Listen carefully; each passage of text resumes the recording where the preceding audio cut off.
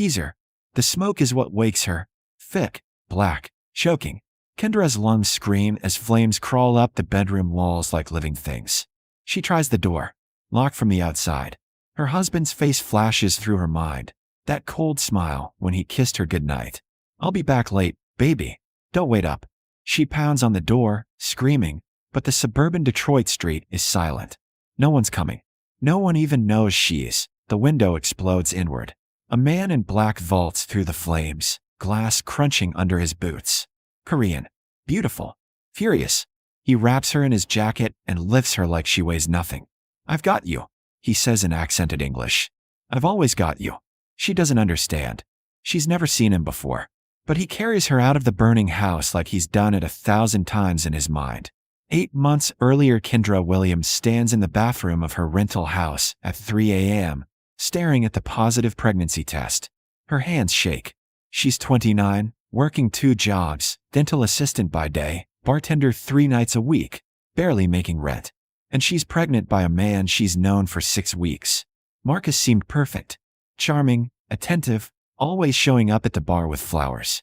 He said he owned a construction company, took her to nice dinners, made her laugh for the first time since her mother died last year. They got married at the courthouse last month. Quick, romantic, impulsive. Now she's pregnant, and something feels wrong. She finds him in the living room, scrolling through his phone. Marcus, we need to talk. He looks up, that easy smile. What's up, baby? I'm pregnant. His smile freezes. For just a second, something cold flashes in his eyes. Then it's gone, replaced by manufactured joy. That's amazing. That's wow. We're having a baby. He hugs her, but his body is tense. That night, she can't sleep. She watches him in the darkness, the way his jaw clenches even in sleep. She realizes she doesn't actually know much about him. His family, his business, where he goes during the day. She starts paying attention.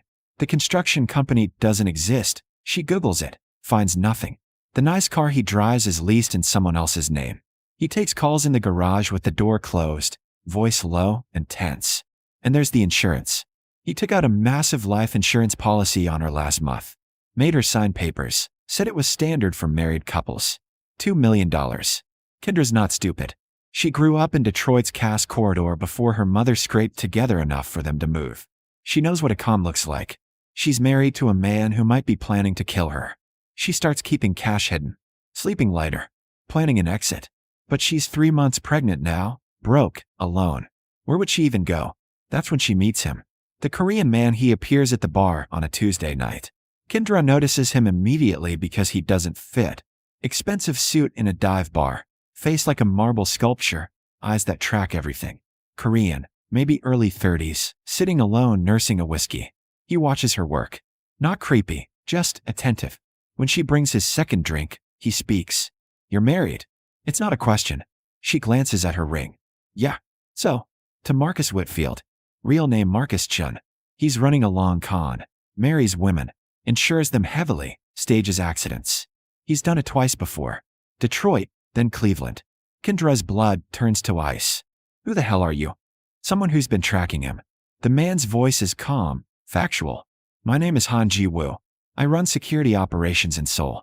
Marcus scammed my cousin's wife in Ohio. She died in a car accident. I came to make sure he answers for it. I'm pregnant, Kendra whispers.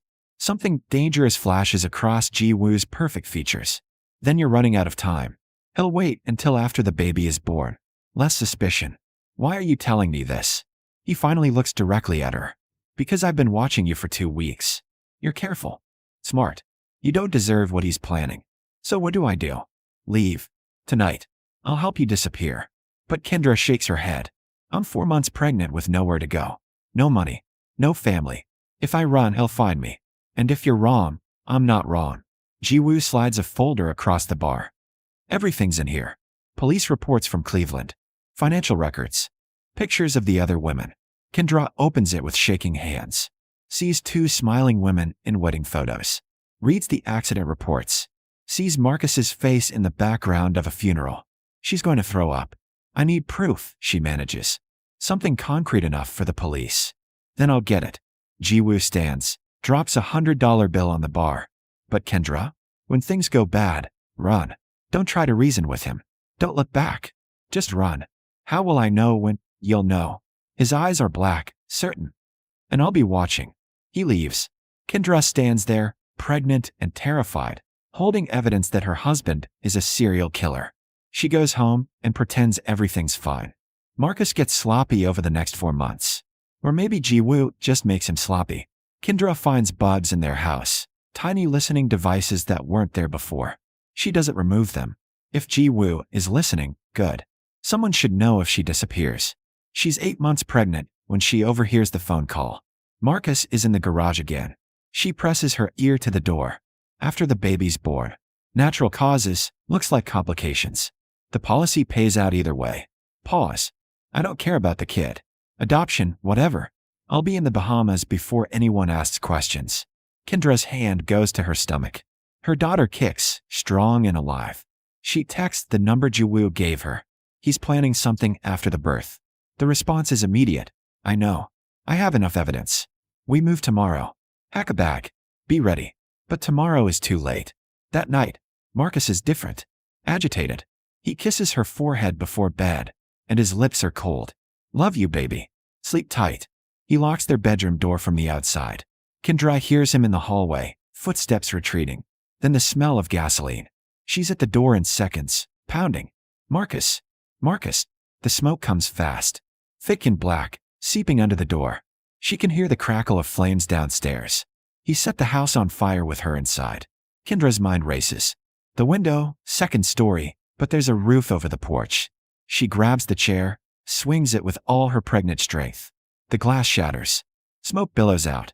She's trying to climb through when she hears the car engine outside. Marcus, driving away. He's going to let her burn. The flames are in the bedroom now, eating the carpet. The heat is unbearable. Kendra's crying, coughing, one leg through the window when she hears tires screech outside. Then he's there. Ji-woo, vaulting through the window like an action movie, glass crunching under his boots. His jacket comes off, expensive fabric she doesn't recognize, and he wraps it around her, lifts her with terrifying ease. Close your eyes, he orders. She buries her face in his chest as he carries her back through the flames, moving like he can see through smoke. The heat is unbearable, but his body shields her. Then cool air, blessed and sharp, as he kicks through the front door.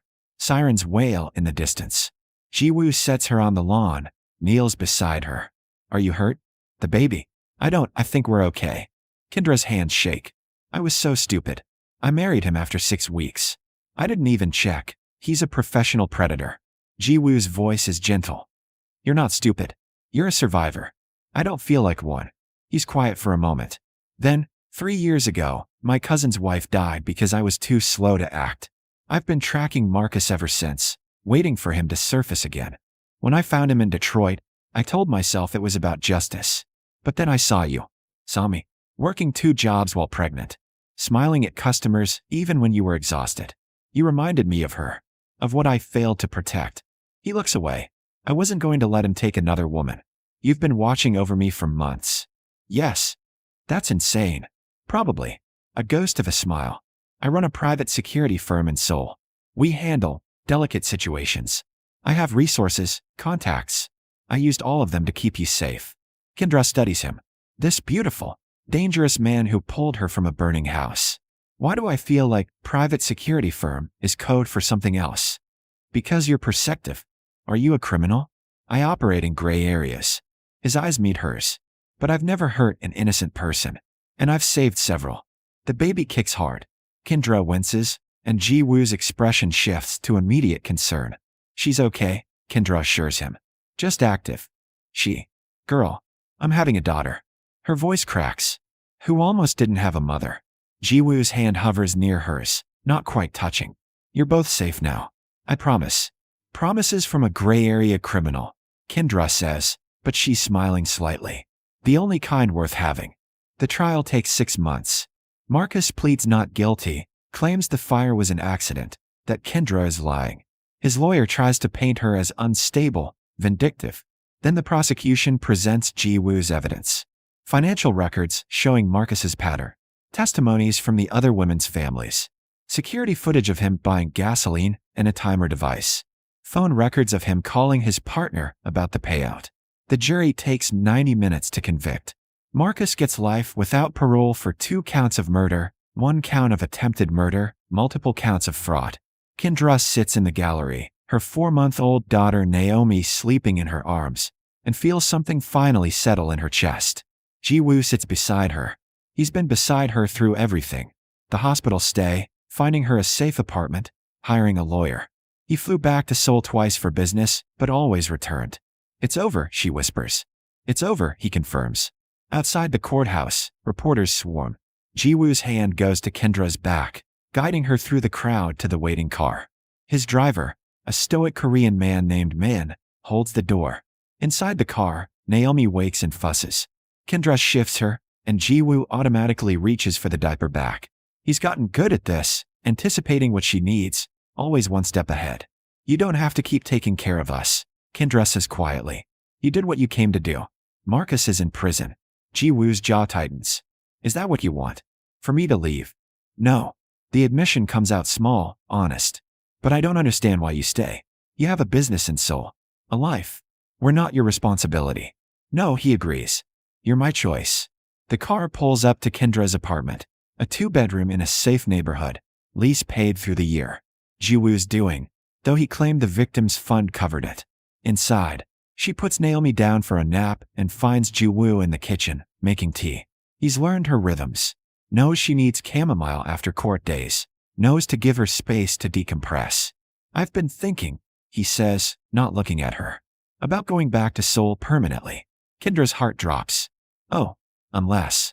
He sets down the kettle. "Unless you and Naomi came with me." The world tilts. "What?" "I want you in my life, Kendra. Not as someone I saved. As my partner." He finally meets her eyes. "I know it's fast. I know you just escaped a nightmare marriage. But I've spent 8 months watching you be brave, resilient, kind despite everything. I don't want to lose that. Ji-woo, I have a 4-month-old baby. No degree, no real career. You're asking me to move to a country where I don't speak the language. I'm asking you to build a life with me." He crosses to her. "I'll help you finish school if you want. Or start a business. Whatever you dream of, I have the resources to make it possible. Naomi will grow up bilingual, safe, loved, and you'll never have to work 2 jobs and barely survive again." "Why?" She needs to understand. "Why me?" "Because he didn't break." His voice is rough, honest. "Marcus tried to destroy you, and you fought back. You're still standing. Still smiling at Naomi like she's the whole world. That kind of strength is rare. And He stops, something vulnerable crossing his features. "I fell in love with it. With you." Kendra's eyes burn. "I'm terrified of trusting my judgment. I chose Marcus. Marcus was a professional liar. I'm just a criminal who's honest about it." He almost smiles. "And I've spent 8 months proving I'll protect you. Let me spend the rest of my life doing it." "This is insane."